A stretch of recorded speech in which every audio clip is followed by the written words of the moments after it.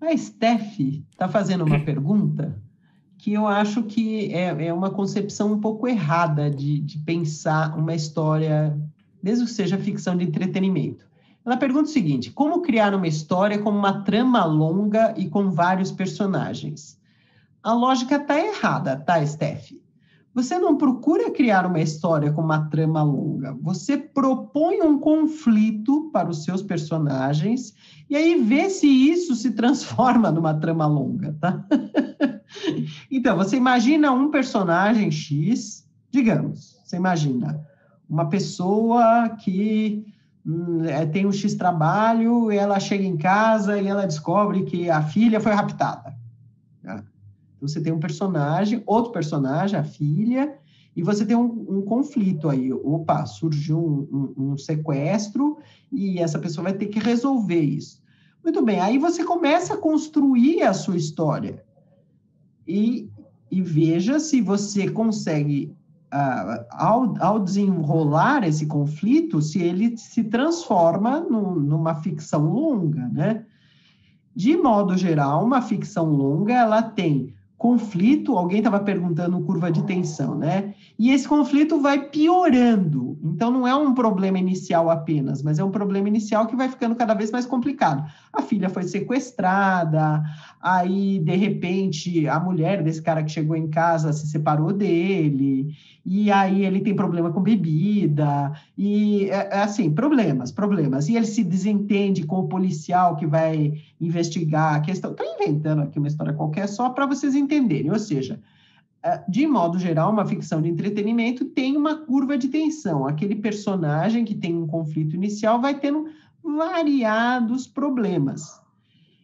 E aí você vai dizer, e como eu vou ter muitos personagens? Muito bem, ao desenvolver esses variados problemas, é natural que você vá colocando, né, um personagem que vai ajudar, um personagem que vai atrapalhar, um personagem que vai se opor a esse aí.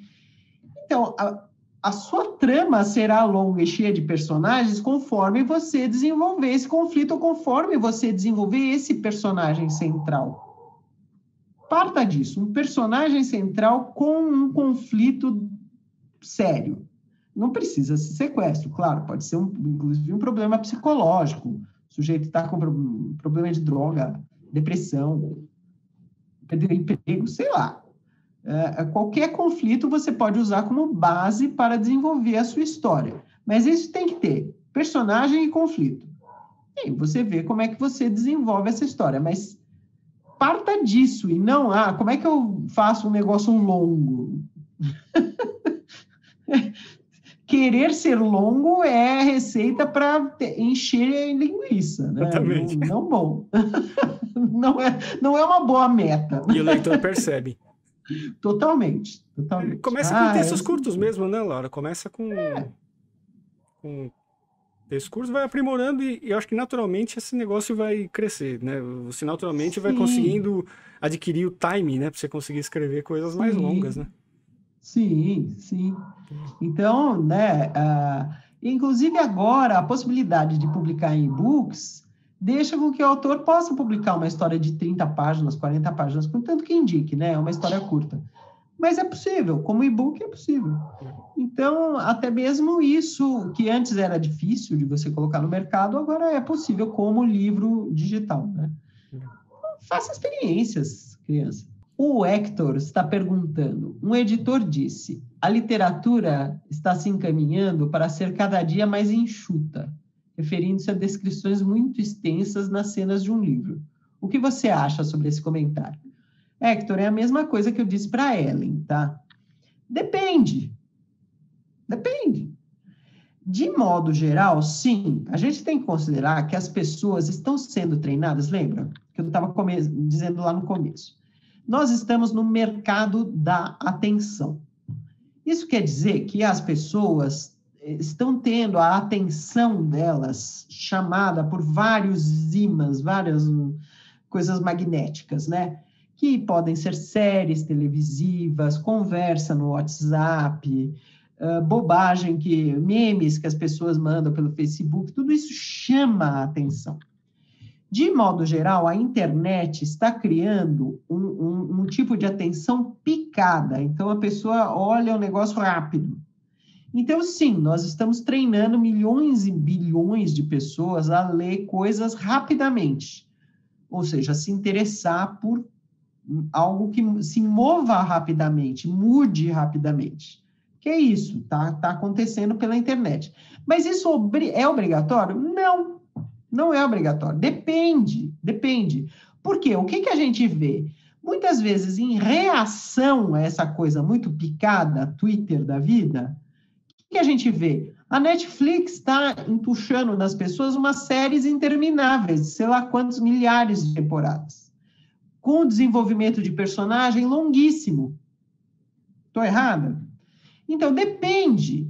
Se você faz um negócio que vai contra o que todo mundo está fazendo, mas funciona, prende a atenção, pronto, está feito. Então, eu diria que tem as duas tendências, fazer picado e fazer longo.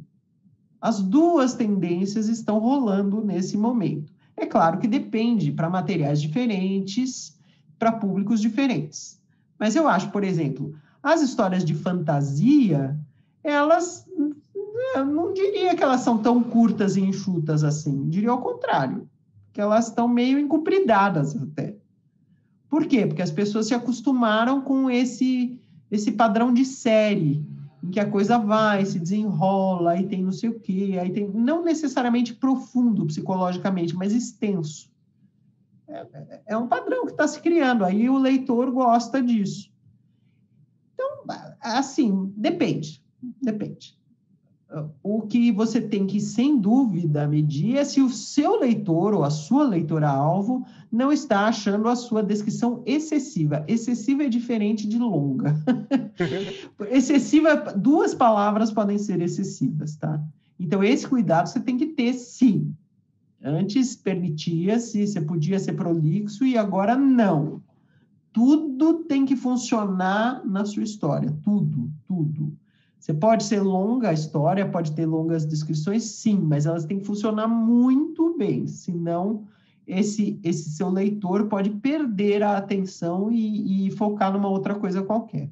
É assim que eu vejo, pelo menos. Olha, o Matheus está perguntando, um capítulo que apresenta um personagem ganhou vida e cresceu. Devo ter cuidado para não tornar a leitura confusa? Sim, confusão é problema. Agora, se o seu personagem cresceu, você tem que considerar aí. De repente, dentro de você, a história verdadeira é a desse personagem. O que você pode é considerar, reformular a sua obra.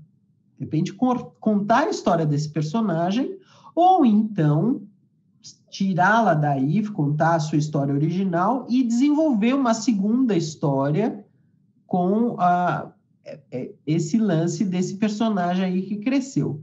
É muito comum isso, tá, Matheus? As pessoas começarem a escrever e, de repente, algo, sei lá, parece que bota fermento, o negócio cresce loucamente, muito mais do que você tinha imaginado. Normal isso, que processos criativos são assim. Mas isso quer dizer que você tem algo a dizer ali. Você tem uma história ali. Então, você tem que resolver. Você vai botar essa na história original ou você vai transportar isso para um outro livro, uma outra coisa, um conto? O que você vai fazer com isso? Tá? Você tome decisões editoriais, digamos assim. Como você vai tratar esse personagem? Muitos escritores costumam quebrar, né? Eles tratam no personagem minimamente numa obra, mas eles sabem que ali tem muito caldo, então eles dão vida de novo a esse mesmo personagem numa outra história, num outro livro. Muito comum isso acontecer.